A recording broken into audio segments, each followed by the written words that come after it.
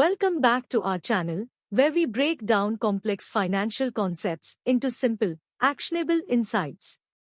Let's uncover the importance of standard deviation in assessing risk associated with mutual fund investments. Standard deviation, a statistical measure, assists investors in gauging the level of risk linked with a mutual fund investment. It essentially quantifies how much the returns of a mutual fund differ from its average return. A higher standard deviation indicates more volatile and unpredictable returns, while a lower standard deviation signifies more stable and predictable returns. It serves as a crucial metric for investors to comprehend the risk level associated with their mutual fund investment. Standard deviation aids investors in understanding the degree of risk within mutual fund investments. Thanks for watching.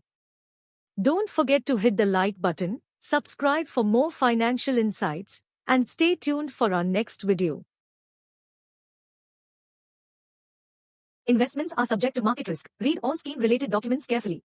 This video is only for educational purposes. Please consult your financial advisor before making any decision.